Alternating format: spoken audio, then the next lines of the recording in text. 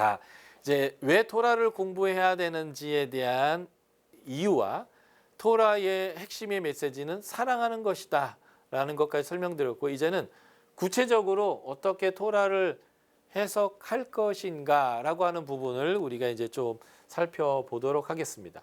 하나님의 가르침, 이 토라를 어떻게 해석할 것인가 이죠.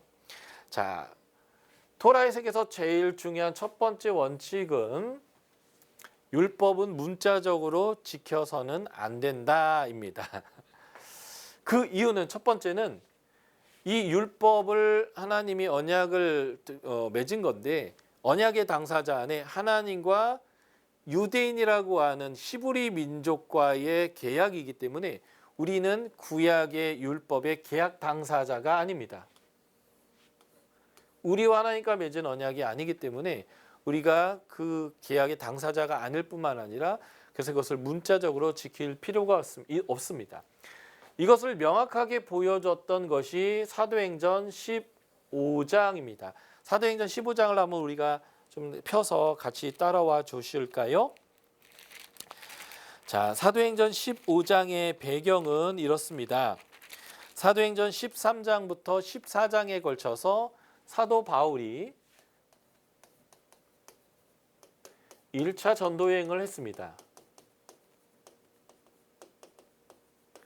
이 1차 전도여행의 결과로 아주 큰 변화가 일어나기 시작했는데, 그 변화가 뭐냐면 전에는 그리스도인들이 오직 유대인 중심으로 이루어졌어요.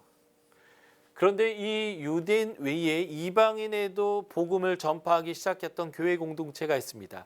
사도행전 11장에 나오는 안디옥 교회 공동체예요.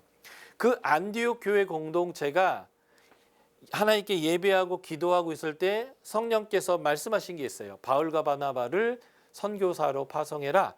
그래서 이 두 선교사가 복음을 전하면서 변화가 일어나기 시작했는데, 그 변화가 뭐냐면 이방인에게도 복음이 전파되기 시작했고, 이제는 유대인뿐만 아니라 이방인 그리스도인들이 굉장히 많이 늘어났다라고 하는 겁니다.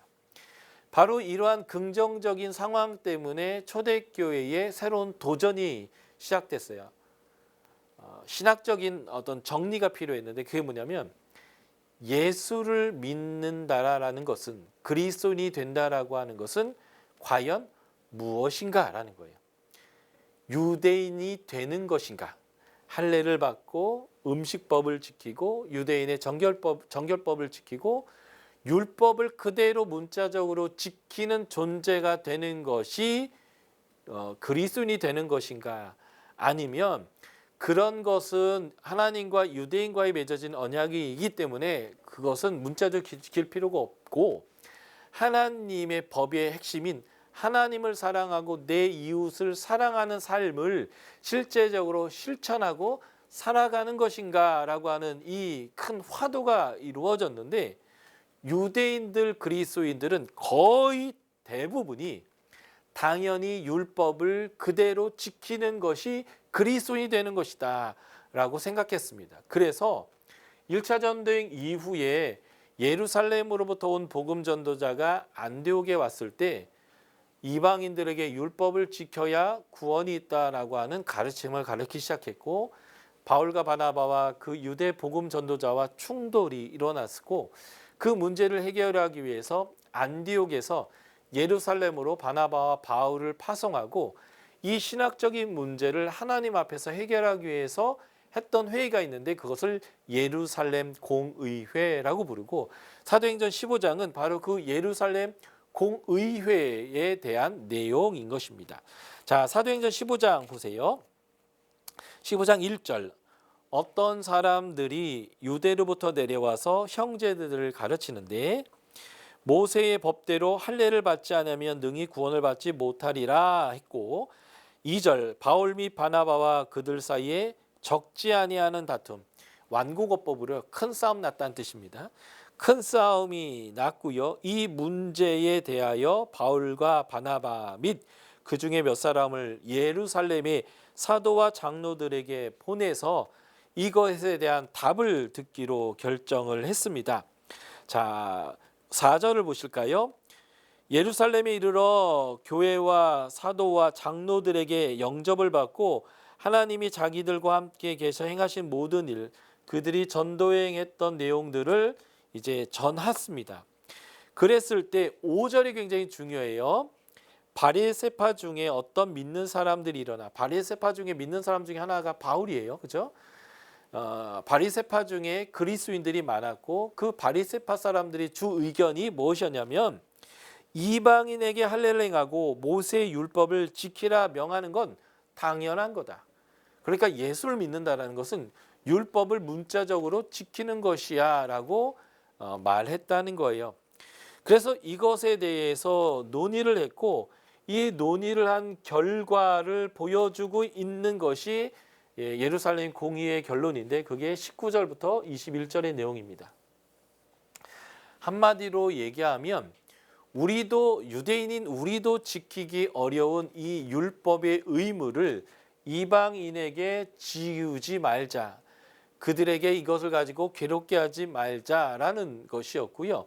그래서 예루살렘 공의의 결정을 한마디로 요약하자면 이방인에게는 율법을 문자적으로 지킬 율법의 의무가 없다.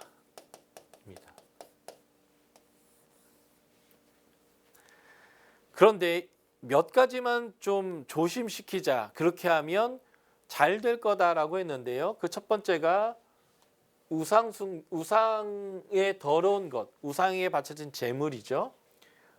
음행, 목매어 죽인 것. 한마디로 말하면 피를 완전히 뽑지 않고 먹는 고기를 얘기하는 거예요.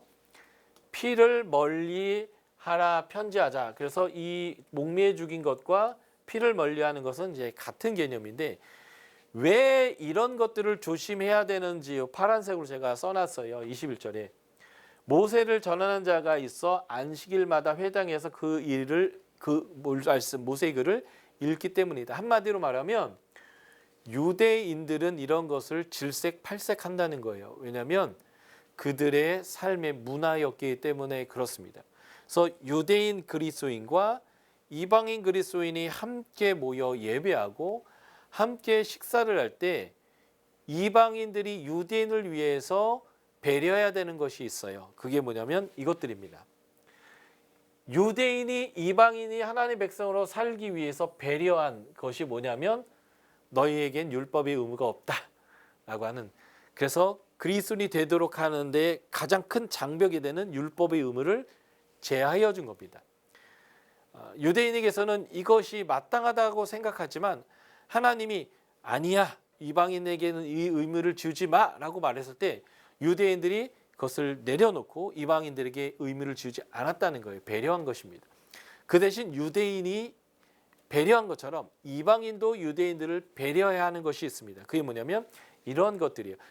한마디로 말하면 왜 이런 것들을 이방인에게 지키라고, 우상이 더러운 것, 음행, 목매어 죽인 것, 피차야 하는 걸 멀리하라고 얘기하냐면 유대인과 이방인 공동체가 하나 되게 하기 위하여 서로에게 사랑으로서 배려하라라고 이제 말해 주는 겁니다. 대원칙은 이방인들이 이제는 율법의 의무를 지킬 필요가 없다 이고요. 그러나 하나됨을 위해서는 서로에 대한 배려가 반드시 필요하다라는 겁니다. 이 내용을 다르게 설명해 볼게요. 우리 한국 사람이 예수 그리스도를 믿었을 때 추석, 설날 이런 것은 다 지키지 말고 유월절, 오순절, 장막절을 지키라고 하는 것, 이게 옳으냐라는 거예요. 물론 추석 때 먹는 송편이라든지 설날 때 먹는 떡국이라든지 이런 것들 안에는, 또 특히 동짓날 먹는 팥죽 이런 것 안에는 우상 숭배에서부터 나왔던 샤머니즘적인 어떤 종교적 의미들도 많이 포함되어져 있거든요. 그러니까 우리는 예수를 믿으면 팥죽 절대 안 되고 설날 떡국 먹어도 안 되고 그리고 송편 먹어도 안 된다, 이렇게 해야 하느냐라고 하는 거예요. 한마디로 말하면 예수를 믿으면 자신이 살고 있었던 나라의 문화로부터 떠나야 하는가, 문화적 자살을 행해야 하는가라고 하는 것이죠. 성경은 얘기하는 거예요. 아니다, 너희의 문화와 너희의 전통이 종교적인 것으로부터 나왔을 수는 있으나 그것을 무조건 하지 않을 필요는 없다. 그래서 이런 것들을 문화적 구속이라고 표현해요.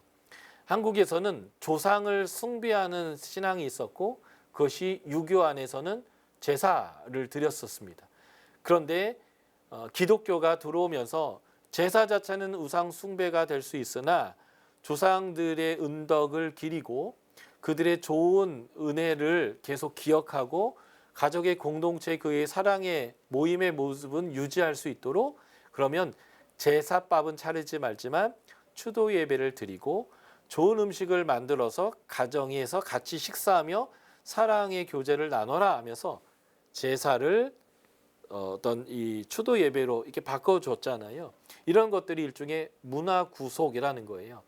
사단에 의해서 만들어진 문화일지는 모르나 하나님의 사랑의 공동체적인 문화로 그것을 구속하고 바꿔나가는 것이죠. 그래서 문화적 자살을 하는 게 아니라 각자의 문화, 언어, 종교, 음식, 풍습들을 그래도 그대로 살아가면서 하나님의 백성으로서의 온전한 가치의 삶으로 바뀌어 나아가는 것. 그게 바로 그리스도인이 되는 것이다. 이것을 보여줬던 중요한 해석이 사도행전 15장의 예루살렘 공의회의 해석입니다. 그러므로 율법을 문자적으로 지켜서는 안 되는 대표적인 예 이거예요. 구약 레위기 11장과 신명기 14장은 되새김질하지 않는 대표적인 거예요. 돼지 같은 거, 장어, 미꾸라지, 고등어, 비늘이 없는 거 이런 것들은 먹지 못하게 되어 있는데 이런 거 문자적으로 지킬 필요가 없다라고 하는 것이죠. 제사법이에요. 번제, 소제, 속죄제, 속건제, 화목제를 지금도 드려야 하는가? 아니요. 예수 그리스도의 단 한 번의 제사를 통해서 이미 완결되어 있기 때문에 이런 제사를 드릴 필요가 없어요. 이런 제사가 드려질 필요가 없기 때문에 성전도 지을 필요가 없어요. 그래서 건물의 성전은 다시는 지어질 이유도 없고 해서도 안 되는 일입니다. 예배당은 우리의 모임의 장소로서 지을 필요는 있어요. 그러나 예배당은 예배당이지 성전이 아닌 거죠. 왜냐하면 더 이상 이 제사를 드릴 필요가 없기 때문에 그래요. 정결법입니다. 유대인들은 몸에서 뭔가 피가 흘러나오면 부정하게 여겼어요. 그래서 생리도 부정했고요. 그래서 생리하는 여인들은 성전에 나아갈 수 없었습니다. 그래서 어떤 의미에서는 출산할 때도 피를 흘릴 수밖에 없기 때문에 출산도 부정하게 여겼고요. 부정한 음식, 돼지고기 같은 걸 먹어도 부정하다고 여겼고요. 부정해진 사람과의 접촉 또는 부정한 사람이 만졌던 것을 만지는 것만으로도 부정해졌다라고 하는 그 정결법도 우리가 지금 지켜야 하는가? 아니요. 이것도 우리가 지키지 않습니다. 또 충격적인 건 이거예요. 레위기 20장에 보면 반드시 죽여야 될 때가 있습니다. 몰렉과 같은 우상을 숭배하고 자식을 바치는 거라든지 무당 자체나 무당을 찾아가는 것, 부모를 저주하는 것, 성적 범죄이죠. 간음, 근친상간, 동성애, 수간과 같은 것을 하면 반드시 죽여라고 되어 있어요. 우리가 이거 말씀을 지켜가지고 누가 간음했네 해서 막 때려 죽일 수 있나요? 요즘은 이제 국가가 이런 것들을 처벌할지 안 할지를 결정하죠. 한국의 국가는 간음한 것을 이제 형사 처벌하지 않기로 결정해 버렸는데요. 어쨌든 이러한 말씀을 우리가 그대로 지키면 살인죄가 되겠죠. 예. 그리고 이스라엘의 절기들이요. 안식일부터 시작해서 유월절, 오순절, 장막절, 대속절 이런 것을 우리가 지킬 필요가 있는가? 아니요. 안 지켜도 되는 거예요. 613개의 대부분의 계명은 바로 이런 것과 연결되어 있습니다. 이것을 뭐라고 표현하면 상황적 진리라고 표현해요. 하나님과의 계약 당사자였던 유대인들은 문자적으로 그대로 지켜야 하지만 신약의 백성들은 문자적으로는 지킬 필요가 없는 그런 내용들을 상황적 진리라고 표현합니다. 그러나 이 진리 안에는 하나님의 성품과 하나님의 나라의 가치가 담겨 있기 때문에 이것을 해석해서 우리의 삶으로 다시 한번 적용하는 해석의 과정이 꼭 필요합니다. 어쨌든 우리는 율법을 문자적으로 지키는 것들을 조심해야 돼요. 살인하지 말라, 간음하지 말라는 이런 도덕법들은 사실은 정확하게 우리가 지켜야 되는 그러한 법이긴 하지만 대부분의 법, 음식법, 정결법, 제사법 또는 우리가 어떤 옷을 입어야 되는지에 대한 법 이런 것들은 그 당시에 원독자들, 이스라엘 사람들의 문화, 풍습 그리고 주변의 이방적인 우상 숭배의 이러한 모습들의 상황 안에서 하나님의 백성은 먹든지 마시든지 무엇을 하든지 하나님의 영광을 위하여 구별된 삶을 살도록 주었던 상황적인 진리다라는 것을 이해하시고 문자적으로 지키는 것이 아니라 거기에 담겨 있는 하나님의 가치와 성품이 무엇인지를 찾아내서 우리의 삶으로 다시 한번 해석하는 이런 과정들이 반드시 필요한 거죠. 우리가 한번 10분 브레이크 한 다음에 이제 신약의 구절들을 통해서 어떻게 그러한 내용들을 재해석하고 우리에게 적용하는지에 대한 신뢰들을 다음 시간에 살펴보도록 하겠습니다.